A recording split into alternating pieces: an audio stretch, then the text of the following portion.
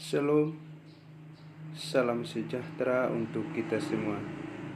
Perkenalkan, nama lengkap saya Paulus Kulebora, kelas B, semester 7 reguler sore, dengan tugas review buku yang keempat, mata kuliah perencanaan dan kebijakan sosial.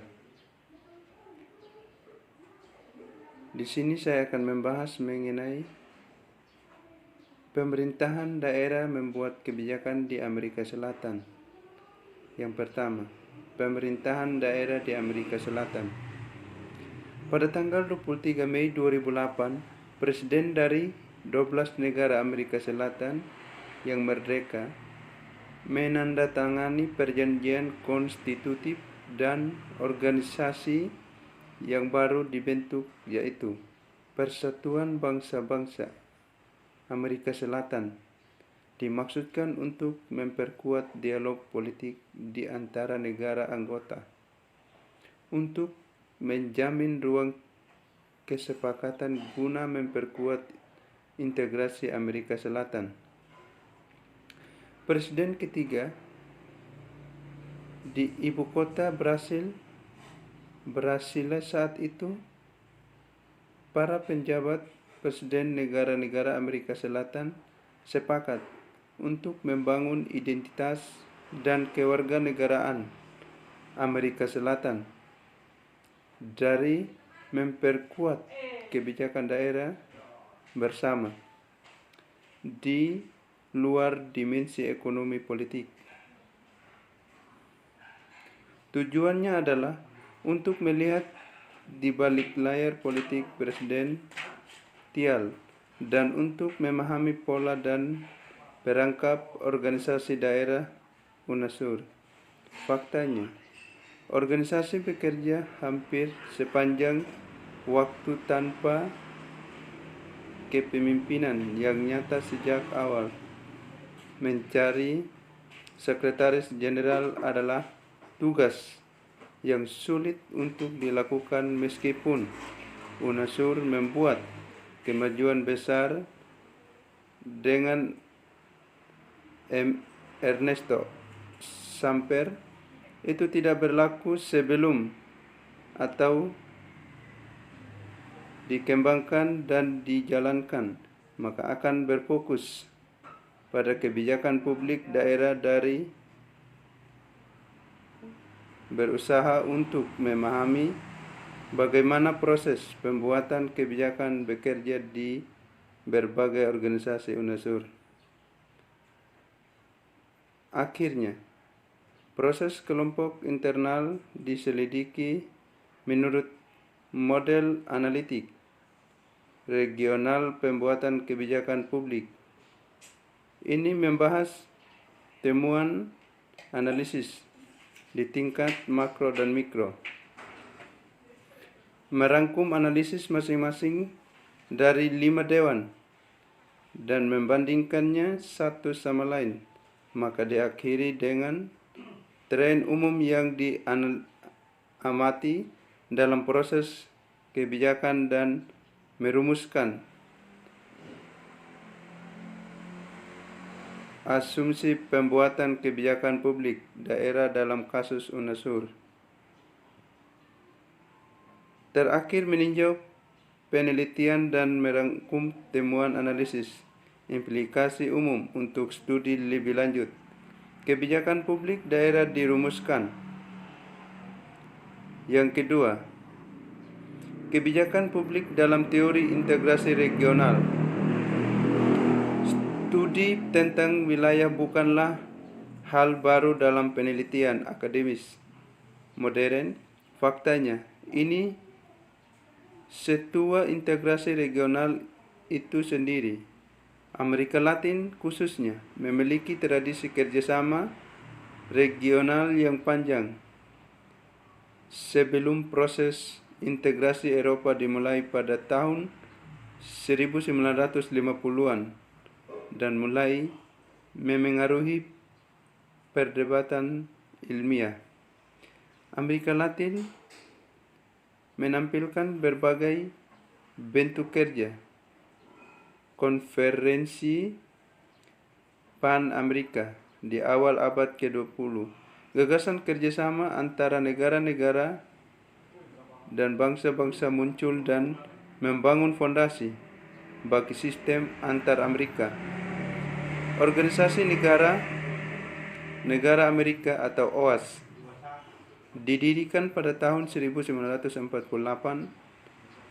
adalah penerus KTT Pan-Amerika dan kemudian Persatuan Pan-Amerika yang dimulai pada tahun 1889 dengan menghubungkan yang berbeda. Saya menerapkan apa yang disebut penelitian eklektik. Penelitian eklektik telah menjadi relatif umum dalam kedaerahan karena ia menangkap multidimensi kedaerahan. Salah satu alasannya adalah keagamaan teoritis dalam regionalisme serta penyebaran skema regional selama beberapa dekade terakhir. Manfaat eklektisisme bukanlah pengembangan paradigma, tetapi perluasan ruang lingkup penelitian. Oleh karena itu, pemerintah daerah sebagai pendekatan yang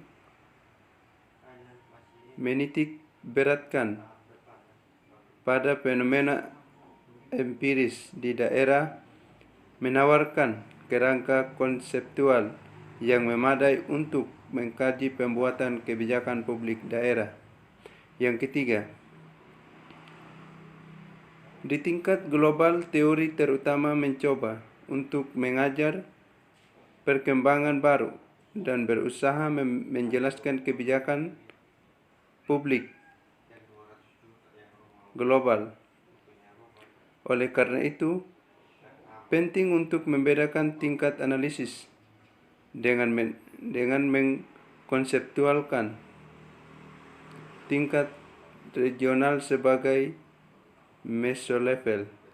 Itu mencakup karakteristik tingkat nasional dan global. Penting untuk diperhatikan bahwa wilayah tidak sama dengan tingkat regional wilayah.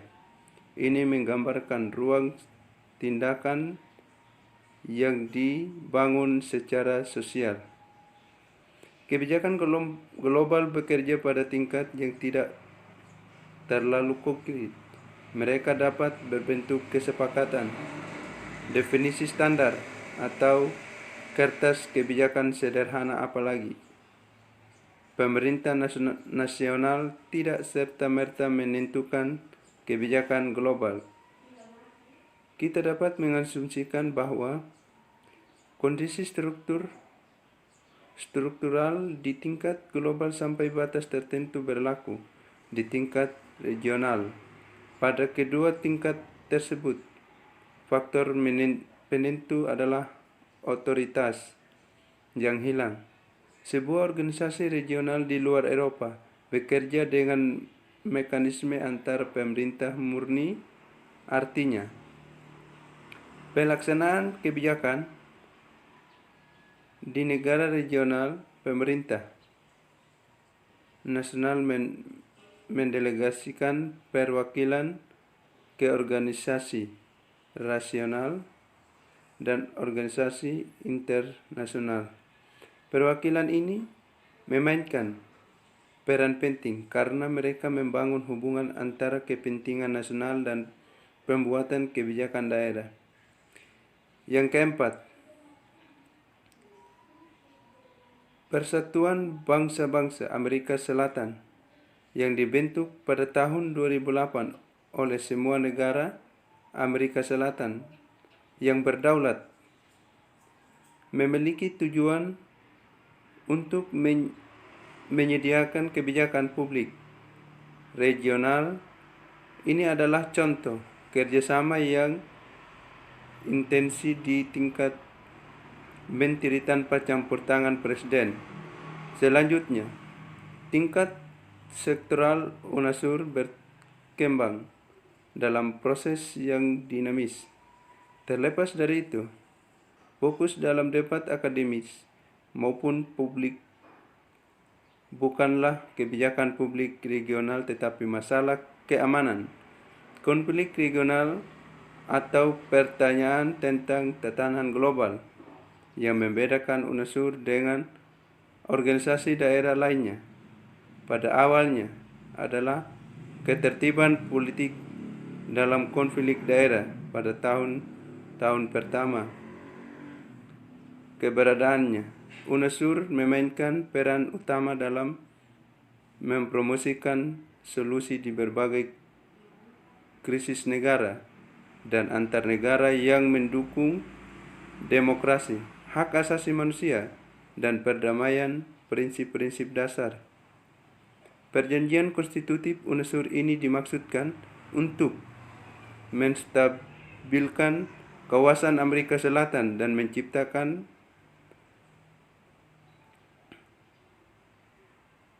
menciptakan daerah otonom dan berdaulat.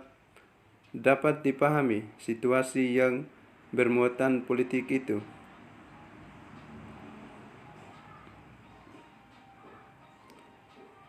Mengalihkan perhatian dari perkembangan organisasi dan struktural organisasi. Ini memberi kesan bahwa UNASUR mempersatukan Presiden Amerika Selatan, memberikan bukti atas argumen yang dikemukakan catatan UNASUR dalam menyelesaikan konflik berada di tangan para agen. Berhipotesis bahwa para pemimpin negara belum pernah berbicara dalam satu suara dalam situasi politik